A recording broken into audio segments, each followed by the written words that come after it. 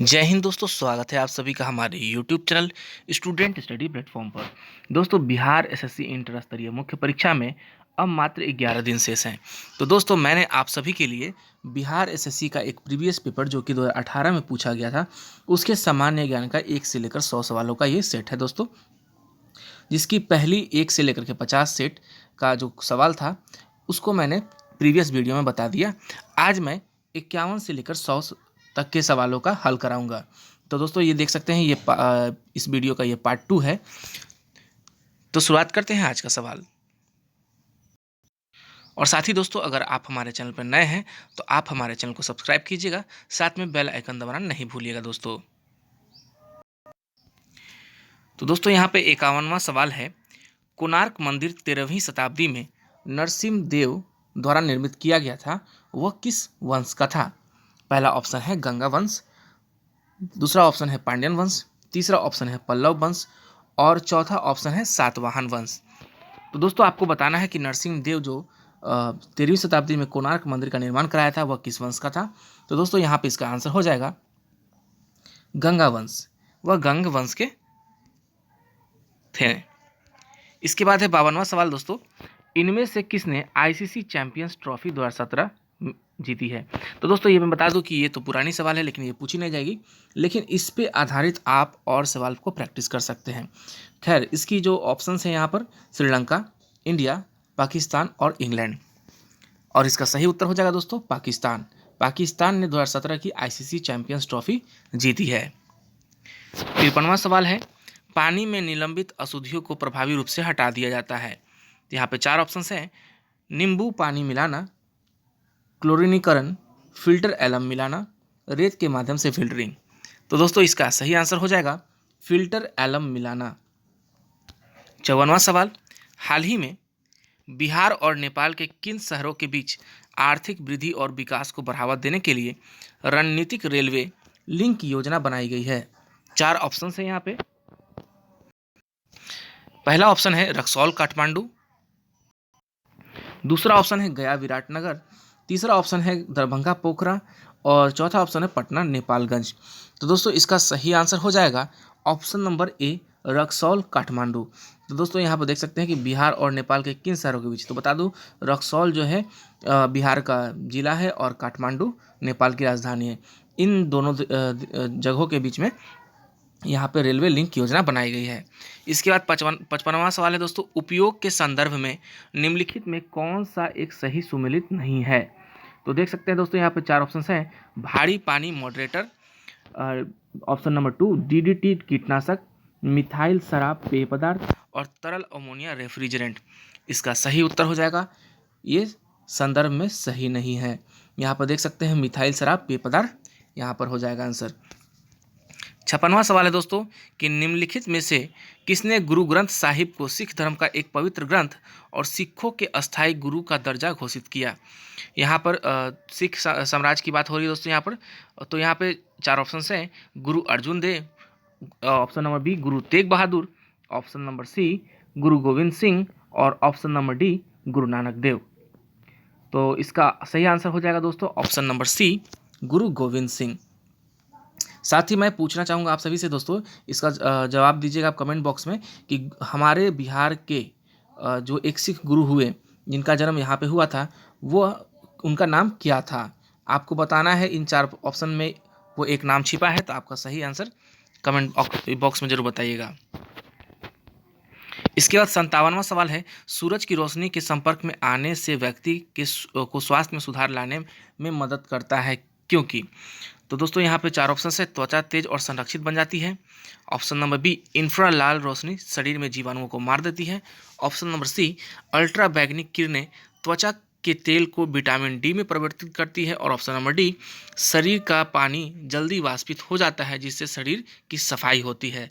तो दोस्तों, इन चारों ऑप्शंस में इसका सही आंसर हो जाएगा ऑप्शन नंबर सी, अल्ट्रा बैगनी किरणें त्वचा के तेल को विटामिन डी में परिवर्तित कर देती है। इसके बाद 58वां सवाल है दोस्तों, पाउंड आधिकारिक मुद्रा है, तो बताना है कि पाउंड इस चारों देशों में किसकी आधिकारिक मुद्रा है? Option number A Japan, option number B Europe, option number C UK, option number D USA. तो दोस्तों, इसका सही आंसर हो जाएगा यूके। यूके यानी कि यूनाइटेड किंगडम की पाउंड जो है आधिकारिक मुद्रा है।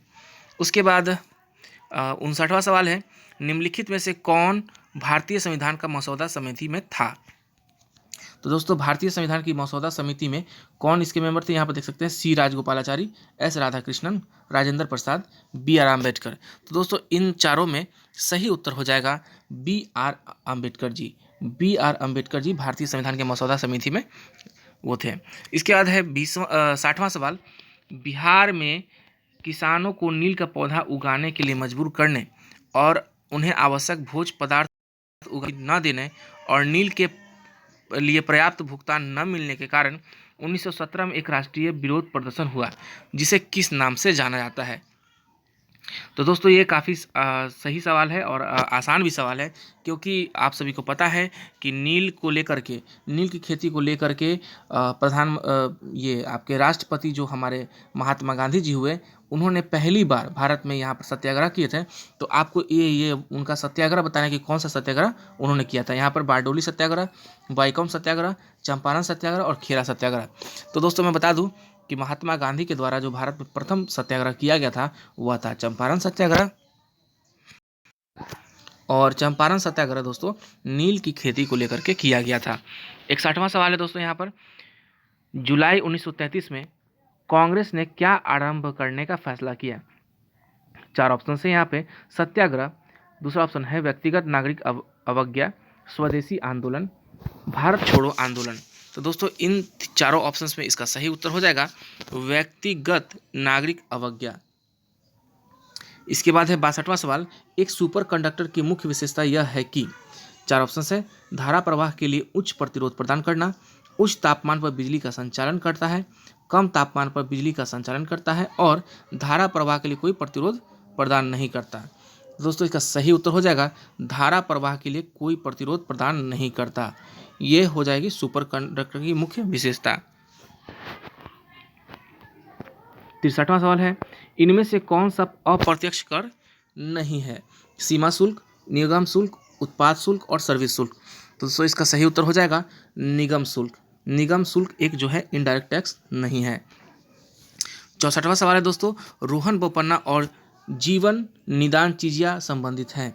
तो दोस्तों आपको बताना है कि ये रोहन बोपन्ना और जीवन निदान चीजिया कौन से खेल से संबंधित है। और यहाँ पे 4 ऑप्शन है दोस्तों, यहाँ पर कबड्डी, बॉक्सिंग, टेनिस और शूटिंग। तो इन चारों ऑप्शंस में इसका सही उत्तर हो जाएगा दोस्तों आपका टेनिस। रोहन बोपन्ना टेनिस के खिलाड़ी हैं और साथ ही जीवन निदान चीजिया भी टेनिस के खिलाड़ी हैं दोस्तों यहाँ पर। इसके बाद आपका 65वां सवाल है, योजना आयोग और राष्ट्रीय विकास परिषद का पदाधिकारी कौन होता है? जैसा कि आप सभी को पता है कि योजना आयोग को अभी निरस्त करके यहाँ पर नीति आयोग बना दिया गया है। तो दोस्तों आपको बताना है कि योजना आयोग और राष्ट्रीय विकास परिषद के पदाधिकारी कौन होते हैं। तो यहाँ पे 4 ऑप्शन है, गृह मंत्री, वित्त मंत्री, वाणिज्य मंत्री और प्रधानमंत्री। तो दोस्तों इसका सही उत्तर हो जाएगा आप सभी के लिए यहाँ पर ऑप्शन नंबर डी, प्रधानमंत्री। योजना आयोग के जो पदाधिकारी होते हैं वो प्रधानमंत्री होते हैं। 66वां सवाल, इनमें से किसे काला पैगोडा कहा जाता है? तो दोस्तों यहाँ पे काला पैगोडा का मतलब ब्लैक पैगोडा भी हो सकता है यहाँ पर। तो बताना है आपको कि इन 4 ऑप्शन में मीनाक्षी देवी मंदिर तमिलनाडु, बैजनाथ मंदिर बिहार, कोणार्क मंदिर उड़ीसा और खजुराहो मंदिर मध्य प्रदेश। तो दोस्तों इसका सही उत्तर हो जाएगा कोणार्क मंदिर उड़ीसा। तो यहाँ पे ब्लैक पैगोडा उड़ीसा के कोणार्क मंदिर को कहा जाता है। इसके बाद है 67वां सवाल, पानी की अस्थायी कठोरता का कारण है? Calcium carbonate, calcium sulphate, calcium bicarbonate और मैग्नीशियम सल्फेट। और यहाँ पे सही उत्तर हो जाएगा दोस्तों कैल्शियम बाइकार्बोनेट। साथ ही आपको बताना है दोस्तों कि कैल्शियम बाइकार्बोनेट खाने वाला सोडा होता है या धोवन सोडा होता है। इसका सही जवाब आप हमें कमेंट बॉक्स में जरूर बताइएगा। मिट्टी और कृषि के लिए फलिया खेती बहुत उपयोगी है क्योंकि वे, तो दोस्तों यहाँ पे बात हो रही है फलिया खेती की। 4 ऑप्शन है यहाँ पे, किसी भी मौसम में कहीं भी फलती फूलती है। ऑप्शन नंबर बी, सिंचाई की आवश्यकता नहीं होती। ऑप्शन नंबर सी, छोटी अवधि में फलों का उत्पादन करता है। और ऑप्शन नंबर डी, नाइट्रोजन निर्धारण की सुविधा प्रदान करता है। तो दोस्तों यहाँ 4 ऑप्शन में जो आपका ऑप्शन नंबर डी है वो सही हो जाएगा, नाइट्रोजन निर्धारण की सुविधा प्रदान करता है। इसके बाद 69वां सवाल है दोस्तों यहाँ पर, निम्नलिखित में कौन सा गलत जोड़ा है? तो यहाँ पे आपको गलत जोड़ा ढूंढना है दोस्तों। यहाँ पर पहला है चिल्का झील उड़ीसा, पैंगोंग झील हिमाचल प्रदेश, लेक पिछोला राजस्थान और यहाँ पर लोकटक झील मणिपुर। तो आपको इसका सही उत्तर बताना है दोस्तों। तो मैं बता दूं कि सही उत्तर जो होगा ये हो जाएगा आपका पैंगोंग झील हिमाचल प्रदेश। पैंगोंग झील हिमाचल प्रदेश में नहीं है। उसके बाद आपको मैं बता दूं कि ये तीनों जो आंसर है, चिल्का उड़ीसा में है, लेक पिछोला जो है आपका राजस्थान में है और लोकटक मणिपुर में है। और यहाँ पे जो गलत है ये पैंगोंग झील गलत हो जाएगा।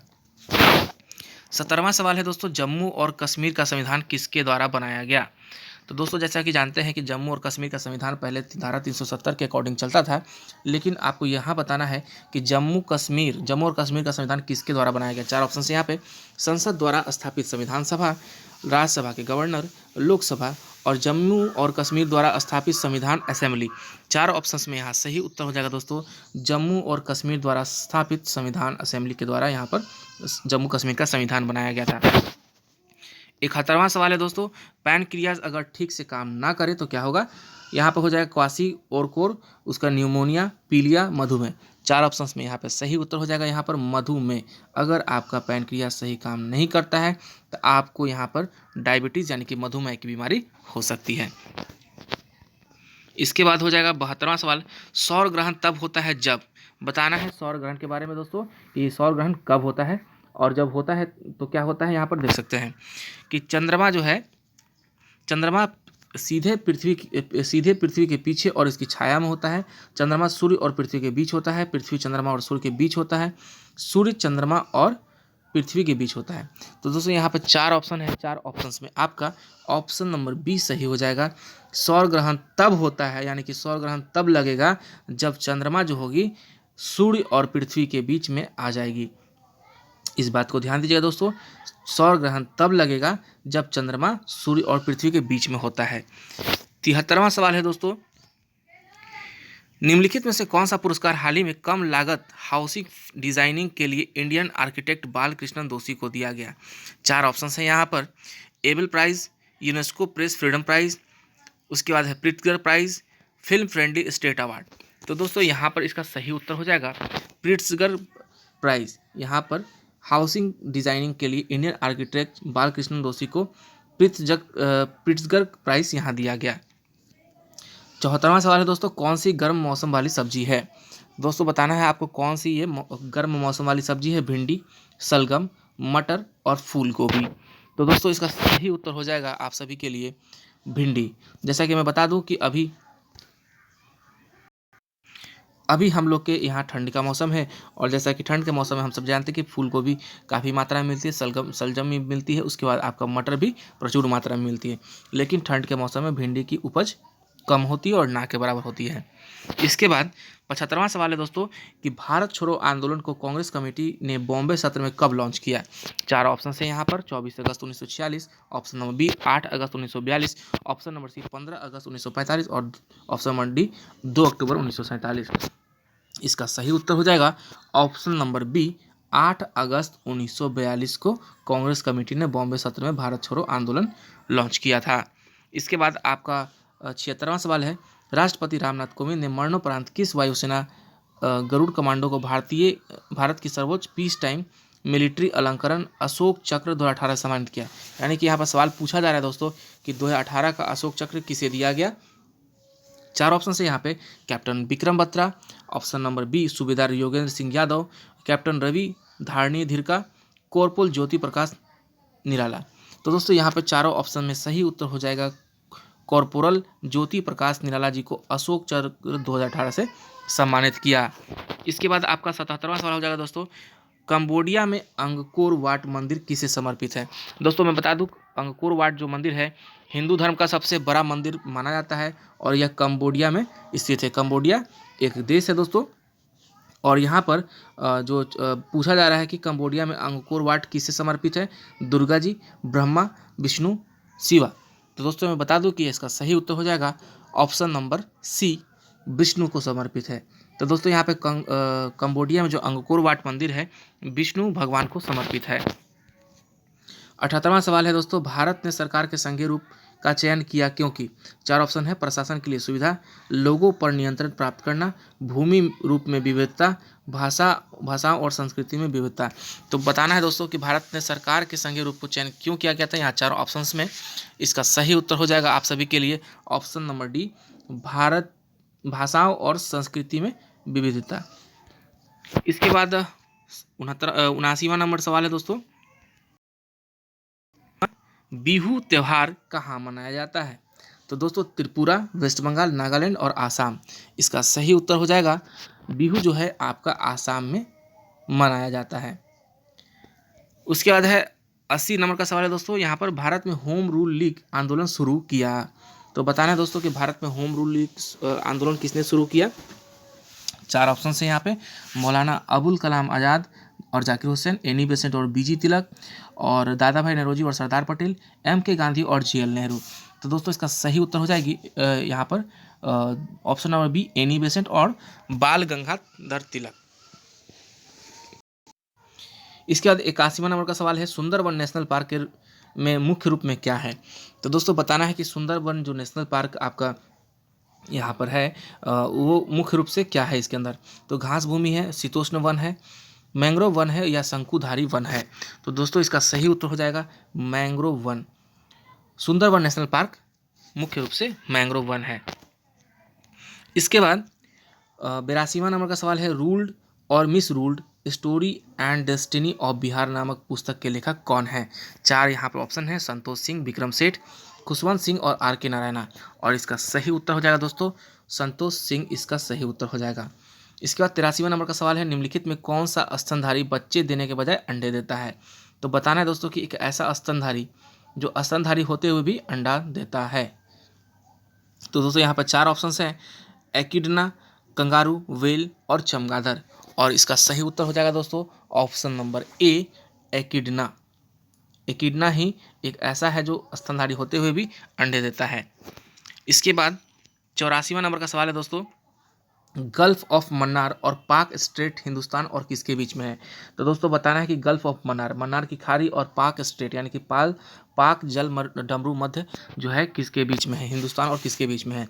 चार ऑप्शन है, मालदीव, बांग्लादेश, श्रीलंका और म्यांमार। काफ़ी आसान सवाल है दोस्तों, ऑप्शन नंबर सी इसका उत्तर हो जाएगा, पाक जल डमरू मध्य यानी कि पाक स्ट्रेट भारत और श्रीलंका के बीच स्थित है।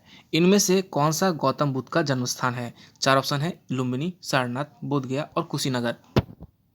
तो दोस्तों यहाँ पे चार ऑप्शंस में इसका सही उत्तर हो जाएगा ऑप्शन नंबर ए, नेपाल के लुम्बिनी में गौतम बुद्ध जी का जन्म हुआ था। उसके बाद 86वां नंबर सवाल है, निम्नलिखित में से किसके शासनकाल को भारत का स्वर्ण युग माना गया है? तो दोस्तों चार ऑप्शन हैं, मराठा साम्राज्य, मगध वंश, काकतीय वंश और गुप्त साम्राज्य। दोस्तों इसका सही उत्तर हो जाएगा ऑप्शन नंबर डी, गुप्त साम्राज्य को भारत का स्वर्ण युग माना गया है। कृषि में बीज ड्रेसर प्रयोग किया जाता है। यहाँ पे है कृषि में बीज ड्रेसर प्रयोग किया जाता है। चार ऑप्शंस हैं, ऊंची किस्म के बीज बनाने के लिए, ऊंची दूरी पर बीज बोने के लिए, ऑप्शन नंबर सी रसायनों के साथ बीज मिश्रण इलाज करने के लिए, ऑप्शन नंबर डी बीज को लंबे समय तक उपजाऊ रखने के लिए। तो दोस्तों इसका सही उत्तर हो जाएगा ऑप्शन नंबर सी, रसायनों के साथ बीज मिश्रण इलाज करने के लिए बीज ड्रेसर का प्रयोग किया जाता है। 88 नंबर का सवाल है यहाँ पर दोस्तों, देख सकते हैं यहाँ पर,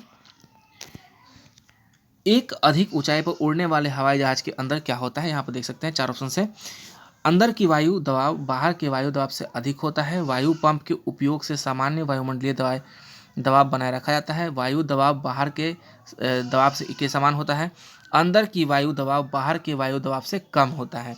चार ऑप्शंस में यहाँ पर सही उत्तर हो जाएगा दोस्तों ऑप्शन नंबर बी, वायु पंप के उपयोग से सामान्य वायुमंडलीय दबाव बनाए रखा जाता है। इसके बाद 89 नंबर का सवाल है दोस्तों यहाँ पर, भारत ने निम्नलिखित में से किन क्षेत्रों में तिमोर लेस्टे के साथ एक समझौता ज्ञापन पर हस्ताक्षर किया? तिमोर लेस्टे एक कंट्री है दोस्तों, और आप बताना है कि किस क्षेत्र में यहाँ पर समझौता ज्ञापन पर हस्ताक्षर हुआ। तो इसका चार ऑप्शंस का यहाँ पर देख सकते हैं, ऑप्शन नंबर ए परमाणु ऊर्जा, ऑप्शन नंबर बी सार्वजनिक स्वास्थ्य, ऑप्शन नंबर सी निर्यात आयात, ऑप्शन नंबर डी शिक्षा। तो यहाँ पे इसका सही उत्तर हो जाएगा दोस्तों सार्वजनिक स्वास्थ्य के लिए यहाँ पर समझौता ज्ञापन पर हस्ताक्षर किया गया है। 90 नंबर का सवाल है दोस्तों, धातु बिजली के अच्छे चालक होते हैं क्योंकि, तो यहाँ पे बताना है, 4 ऑप्शन है। उनमें मुक्त इलेक्ट्रॉन होते हैं, उनमें परमाणु संहत रूप से पैक्ड होते हैं, वे निम्न गलनांक के धातु होते हैं, वे उच्च गलनांक के धातु होते हैं। तो दोस्तों इसका सही उत्तर हो जाएगा आप सभी के लिए यहाँ पर ऑप्शन नंबर ए, उनमें मुक्त इलेक्ट्रॉन होते हैं। 91 नंबर का सवाल है दोस्तों, 1909 में यूनाइटेड किंगडम की संसद के किस अधिनियम ने ब्रिटिश भारत के शासन में भारतीयों को भागीदारी में सीमित वृद्धि लाई? 4 ऑप्शन है यहाँ पे। Option number A, Cripps mission, option number B, Gandhi Irwin pact, option number C, Morley Minto सुधार, और option number D, Simon commission. तो दोस्तों इसका सही उत्तर हो जाएगा आप सभी के लिए यहाँ पर ऑप्शन नंबर सी, 1909 में मार्ले मिंटो सुधार किया गया था। और साथ ही बता दूं कि 1909 में आपका मार्ले मिंटो किया गया था और 1919 में जो हुआ था आपका मॉन्टेग्यू चेम्सफोर्ड हुआ था दोस्तों। और यहाँ पे 92 नंबर का सवाल है, समुदाय विकास कार्यक्रम में लोगों को किस रूप में लिया जाता है? तो यहाँ पे 4 ऑप्शन है यहाँ पर, संगठन की प्रतिष्ठा, प्राकृतिक संसाधन, ऑप्शन नंबर सी, कार्यशील पूंजी, महत्वपूर्ण संसाधन। 4 ऑप्शन में यहाँ पे सही उत्तर हो जाएगा दोस्तों महत्वपूर्ण संसाधन। इसके बाद 93 नंबर का सवाल है दोस्तों, ऑप्टिकल फाइबर यानी कि प्रकाश तंतु किस प्रक्रिया पर काम करता है? तो दोस्तों यहाँ पे 4 ऑप्शन है, व्यतिकरण, बिखरने की, पूर्ण आंतरिक परावर्तन और विवर्तन। 4 ऑप्शन में यहाँ पर सही उत्तर हो जाएगा टोटल इंटरनल रिफ्लेक्शन यानी कि पूर्ण आंतरिक परावर्तन। 94 नंबर का सवाल है दोस्तों, हाल ही में आकाशगंगा के उस सुपर क्लस्टर को नाम दिया गया है, क्या है यहाँ पर, जिसमें भारतीय खगोलविद द्वारा अरबों सितारे, ग्रहों, गैसों एवं अधिक पदार्थों और अन्य पिंडों को शामिल किया गया है? तो बताना है दोस्तों कि आकाशगंगा के उस सुपर क्लस्टर का क्या नाम दिया गया है? 4 ऑप्शन हैं, आकाशगंगा, मैत्रेयी, दक्षिण गंगोत्री और सरस्वती। तो दोस्तों इसका सही उत्तर हो जाएगा सरस्वती। सरस्वती नाम दिया गया, हम हाल ही में आकाशगंगा के सुपर क्लस्टर का नाम सरस्वती दिया गया है। इसके बाद यहाँ पर है 95 नंबर का सवाल, किस हिंदुस्तानी को फिल्म गांधी में पोशाक डिजाइन के लिए ऑस्कर पुरस्कार से सम्मानित किया गया? तो दोस्तों यहाँ पर बताना है कि गांधी फिल्म एक काफ़ी चर्चित फिल्म रही थी, उसमें पोशाक डिजाइन यानी कि आपको ड्रेस डिजाइनर के लिए ऑस्कर पुरस्कार दिया गया। तो किसको दिया गया? रितु बेरी, नीता लुला, मनीष मल्होत्रा और भानु अथैया। इसका सही उत्तर हो जाएगा दोस्तों भानु अथैया को। इसके बाद एंटीबॉडीज़ कहाँ पाई जाती है? 96 नंबर का सवाल है, एंटीबॉडीज़ कहाँ पाई जाती है दोस्तों? Lymphocytes, WBC, platelets, RBC। और इसका सही उत्तर हो जाएगा आप सभी के लिए यहाँ पर ऑप्शन नंबर ए, लिम्फोसाइट्स। 97 नंबर का सवाल है दोस्तों यहाँ पर, इंडस घाटी सभ्यता निम्नलिखित साइटों में से कौन सी पाकिस्तान के लारकाना जिले में सिंधु नदी के तट पर स्थित है? तो दोस्तों इंडस घाटी जो सभ्यता थी वो बताना है कि पाकिस्तान के लारकाना जिले में सिंधु नदी के तट पर कौन सा स्थित था? तो लोथल था, बाबरकोट, हड़प्पा और मोहनजोदारो। सही उत्तर इसका हो जाएगा दोस्तों आप सभी के लिए यहाँ पर मोहनजोदारो। इसके बाद है 98 नंबर सवाल, राज्यसभा के प्रधान अधिकारी कौन होते हैं? तो यहाँ पर 4 ऑप्शन है, संसदीय मामले के मंत्री, उपराष्ट्रपति, डिप्टी स्पीकर और राष्ट्रपति। तो दोस्तों यहाँ पर सही उत्तर हो जाएगा इसका उपराष्ट्रपति। राज्यसभा के प्रधान अधिकारी होते हैं उपराष्ट्रपति। इसके बाद 99 नंबर का सवाल है, मैक मोहन लाइन किन के बीच स्थित है? तो दोस्तों मैक मोहन जो रेखा है बताना है India Pakistan, India Bangladesh, India और चीन, इंडिया और अफगानिस्तान। तो मैक मोहन लाइन जो हो जाएगा दोस्तों इंडिया और चाइना के बीच में स्थित है। और साथ ही दोस्तों आप सभी को बताना है कि इंडिया और पाकिस्तान के बीच में कौन सी रेखा है। 100 नंबर का सवाल है दोस्तों, फ्लाई ऐश पर्यावरण प्रदूषक किसके द्वारा उत्पादित होता है? तो फ्लाई ऐश जो होता है किसके द्वारा उत्पादित होता है दोस्तों? 4 ऑप्शन है यहाँ पर। इसका पहला ऑप्शन है तेल रिफाइनरी, उर्वरक संयंत्र, ताप विद्युत संयंत्र, रंगाई उद्योग। तो जो दोस्तों फ्लाई ऐश जो होता है वो एक पर्यावरण प्रदूषक है और यह ताप विद्युत संयंत्र के द्वारा यहाँ पर उत्पादित होता है। तो दोस्तों आज का ये सेशन यहाँ पर समाप्त होता है। और साथ ही मैं बता दूं कि ये सवाल जो जितने थे ये प्रीवियस ईयर में पूछे गए सवाल थे। 2018 के एक ग्रुप सी एग्ज़ाम में पूछे गए सारे सवाल हैं। तो दोस्तों मैं आप सभी के लिए जल्द ही इसी एग्ज़ाम का हिंदी पेपर जल्द ही इस पर यूट्यूब के माध्यम से अपलोड कर दिया जाएगा। तो दोस्तों आप सभी को कैसा ये सेशन लगा आप हमें ज़रूर बताइएगा। साथ ही हमारे चैनल को सब्सक्राइब कीजिएगा और बेल आइकन जरूर दबाइएगा। दोस्तों आप सभी का बहुत बहुत धन्यवाद।